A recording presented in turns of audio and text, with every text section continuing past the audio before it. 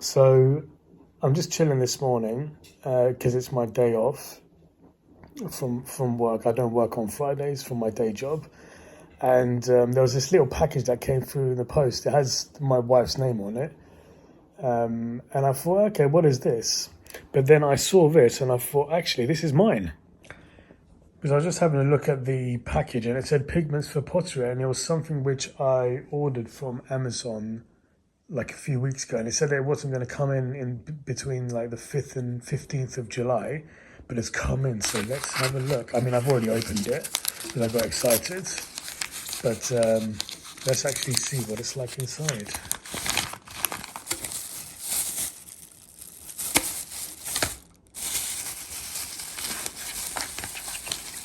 Get off.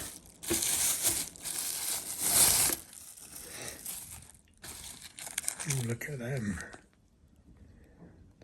Bumblebee yellow. Nice. This is the tiger orange. This is actually a bit lighter than I thought it would, but maybe it's different when it's mixed in. And this one is Russian green. Wow. So what I'm going to do probably next weekend is I'm going to get a little bit of clay and mix some of those stains in, those three stains into that clay, and then just let's see what happens. I don't have anything really in mind that I want to make. Maybe I might make something really simple, like I might do like a small like cup or something. Haven't made a cup in a long time, so I've been thinking that it'll be good to come up with a design for a cup that's kind of like my design. I've been wanting to do that for a few weeks. Like the idea is coming to mind. Not the idea of what it would look like, but just can I make a cup which has my style or a distinct style that I can develop more of? So I might play around with that and let's see what happens. So unfortunately, next weekend came and no pottery was made, nothing was done, nothing was created. But me and my wife decided to go to this amazing little place. So this place is called the Cilwendeg Shell House Hermitage, and it's kind of like an ornamental grotto in West Wales. It was a beautiful little place, and it was part of a private garden that belonged to a family back in the 1820s. My wife and I used to live in Kent, and every once in a while would go to this place called the Shell Grotto, which I think it was in Margate, which is on the coast. And it was this beautiful little place. It wasn't massive or anything like that, but the walls and the ceilings of this little kind of underground place were completely built out of shells. And it was an amazing little place that we would kind of go to every once in a while. And we wanted to kind of find something similar in Wales, and we found it. So I was really excited for us to go.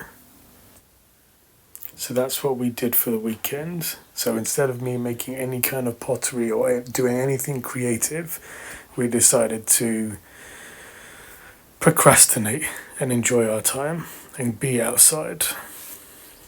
Well, that's not the only thing we did that weekend. We decided to tackle this monstrosity of a thing that's been hanging over our heads. Oh my God. So this is our Dutch barn. And for those of you who don't know, a Dutch barn is kind of like an outdoor barn space which is typically used for like hay and such other kind of storage. And obviously we inherited it from the previous owners who kind of used it as a bit of a workshop and a place where they stored, well, they didn't store animals, but they had like geese or ducks or something. And I think the ducks kind of stayed in there, if I'm not wrong. So it's got these kind of like bays that you'd typically imagine in like a farming building. And he just left all of his stuff there when we moved in. So we wanted, obviously the house was more or less empty when we moved in, but he kind of, I remember when we came out to visit the house just to kind of get a law of the land a little bit and just see the place before we finalised the purchase of the house. The guy who lived here him and his wife. The wife was kind of in charge of taking care of the indoor house and cleaning it out, and he was going to do the outdoor. And he was like chilling while she was just kind of stressed out. He was like, oh, she's got all this stuff that she needs to get done, all this stuff that she needs to clear in the house. I'm done with all the stuff outside, all the outbuildings and this Dutch barn and the shed and everything like that. Come to find out that when we actually moved in, he hadn't really sorted anything out. He kind of labelled it or thought of it as, oh, this might be useful to you, so I'm just going to leave it here. But obviously we had all of our stuff and we didn't really have any place to store it. So we essentially stored it on top of his stuff. So it's been a year since we moved in, and we've been wanting to sort out this Dutch barn, or at least part of it, so that we can have a place to store things. Because at the moment, or up until this point, a lot of the stuff was either put on top of his stuff or it was actually in our house. So we had loads of boxes that are unpacked that were in our dining room that we've wanted to kind of move over and just sort out. And we've only got around to actually trying to sort it out now. So this is where we are with it. What is that thing? It's got a sticky thing on it. Why are you recording? What are you going to do with that? I don't know. I mean, this has to come off because it's broken. I thought it might be nice to keep as a decoration, but because it's broken, I'm not going to. Isn't it a scythe? It is, but it's broken, look. Mm-hmm. See? And then look at this side blade. Look at that beast of a thing. But I don't know. When you look at it from there, it's kind of, can you see bent, how warped it is? It's like that. Yeah, it's bent. Do you think I should chuck it? It's up to you. For the scrap man? Yeah, I think so. Yeah, we recently had a guy come over, and he doesn't collect metal, but I think he recycles metal. He does something with it, so he'll go around to the local area and just pick up any scrap metal from people. He was such a lovely guy. He was like one of those gentle souls. He gave us a card with his number, but I don't think he has a mobile, so it was his home number. And he had kind of written like a list of all the stuff that he collects, and some of the words were like misspelt, but it was just so sweet to kind of to have that little card with his like handwritten list. He was such a like a gentle soul. But anyway, as you can imagine, trying to sort out that Dutch barn was just incredibly overwhelming and knackering. So when I had some time later on that afternoon, I just started drawing down some kind of ideas. And obviously I've been thinking about having that Dutch barn, part of it, as like an art studio. So it just kind of made me feel like, okay, you know what, let me just kind of draw something. So I started to think of like different patterns and shapes that were coming to mind that I may want to make some kind of sculpture out of. This isn't really a great shot of me. You can't really see what I'm doing, but you will see it in a minute. You know what, having a look at it now, it kind of reminds me of the MTV logo. Oh well.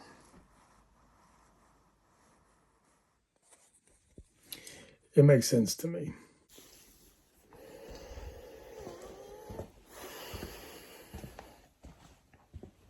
So you would have seen from some of the previous clips that we've been trying to organize this space, right? And the thing is that I think in my mind I'm a bit stuck on what I want to do. So essentially there are 4 different bays in this space, in this what we call the Dutch barn. I don't know if that's anyway. And what I wanted to do is convert this space and that space next to it into like my studio space. And what that would mean is that will be a place where I kind of keep a kiln and like have storage space for, pottery, slips, clay, all that type of stuff. I've already started to put like some of my packaging, like boxes and stuff like that already there, so it kind of seems fitting. You can kind of ignore the bikes there, but anyway, that would be like the storage space for the kiln, maybe some shelves and whatnot for pottery and things that are kind of air drying and stuff already. That space I wanted to use as the actual my studio space. So I would have like maybe benches that go around, and then I would have, I guess, art supplies and storage, paints and whatnot underneath those benches. And yeah, I would just kind of use that as I would a normal studio. The idea being, sorry, I'm out of control with this camera, all over the place.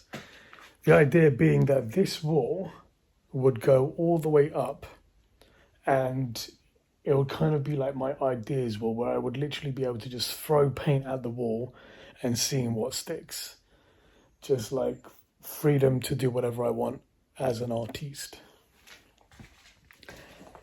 This space, where all our tools are, will kind of be joined with that space, and it will be a open area where we can potentially have like workshops for people to come and do artwork, clay, or even if it's just an open studio space for people to use. I would love that. I would love to have a space where people can come here and just do whatever they want and just have a place to do whatever they want in terms of like art and creative crafts and stuff.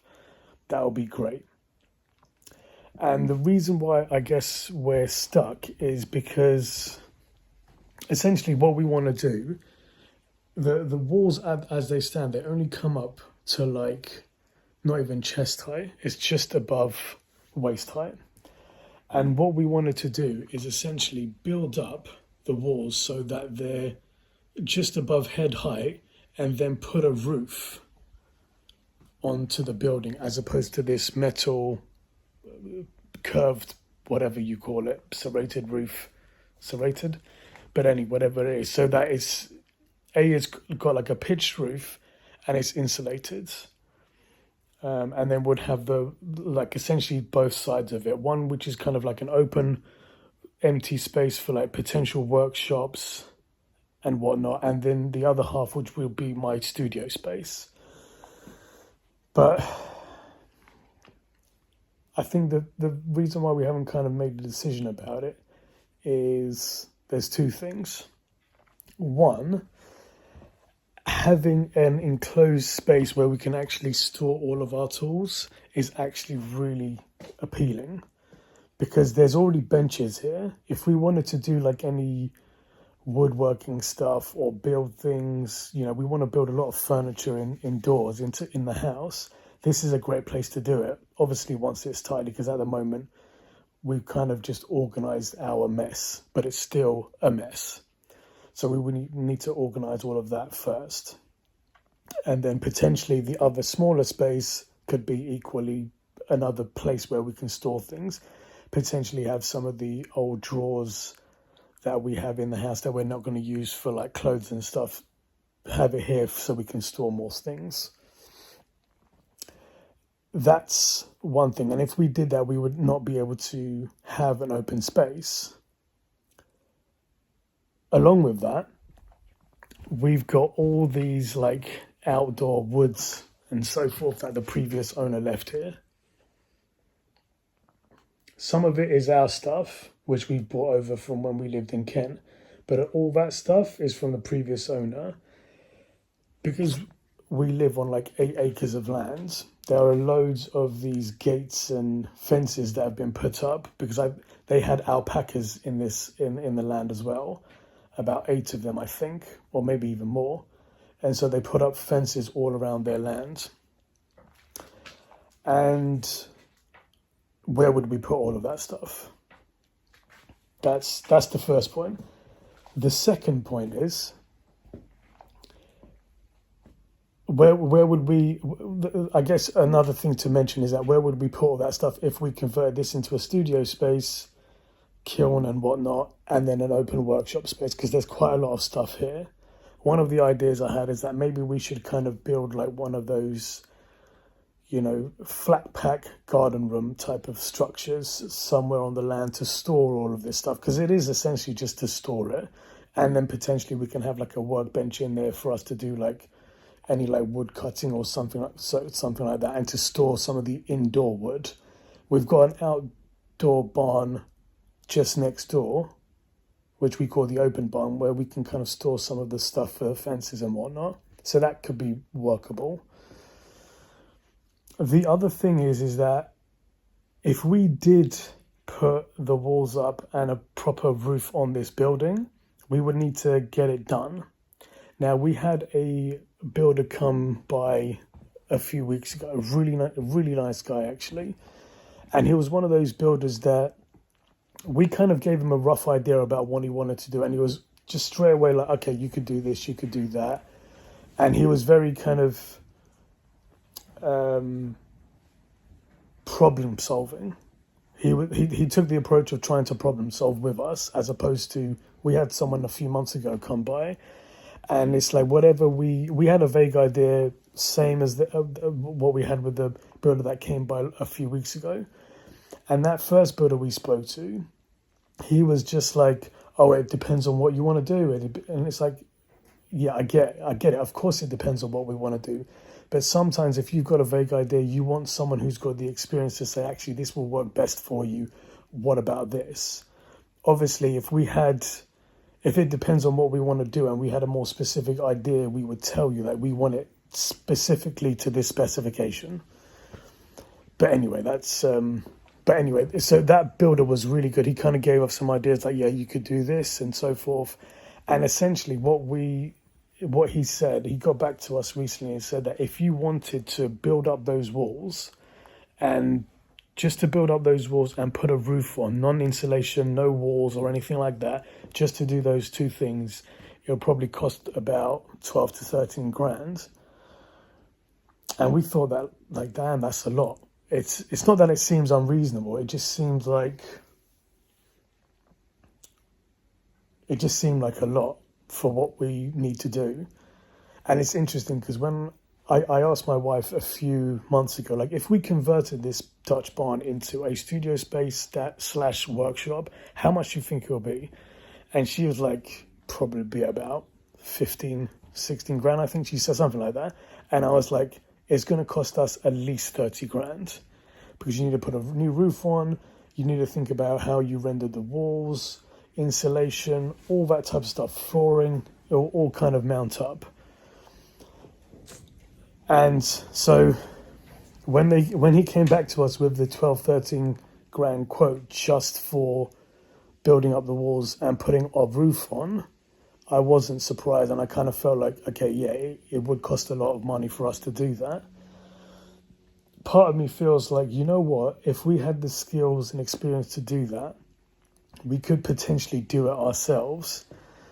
But like with all DIY projects, it's not about the money or the ability to do it all the time. But of course those things matter because you need to pay for the materials and everything like that. But it's actually the time to do it, because we're not experienced in doing something like that. It will take us probably twice as more time to do it, and we don't actually have the free time to do it. You know, I work full time. My wife works. She's also like tending to the 8 acres of land that we've got. So it's not a straightforward as, okay, you know, we're going to spend this weekend doing it. It would be that weekend and every single weekend for that year, probably. So just some of the things that we're thinking of. But the more I think about it, I think maybe, I don't know if I'm being rigid, but maybe I just have it in my mind like, this is what I want as my studio space. It's already got part of the wall. It's already got the cemented floor. It's already got part of the walls made up. If it just has a bit more work done to it, it could be a studio space. The putting up all the walls and that type of stuff, it's not an easy, straightforward thing, so to speak, for someone like me. But I know that I can do it. We've put up plasterboard and stuff like that. We've done some intermediate level of DIY in the past, so I think that we can do it. We will probably need a little bit of help with like wiring and stuff like that, just so it's up to standard. And I need some kind of sink in here to wash things. You know, working with clay, you need like a sink. And there's a tap there. So again, so many things about this space are already there. It's just deciding, okay, this is what we want to do and this is how we're going to get it done. Rant over. So yeah, that's where I am with it. Thank you for listening.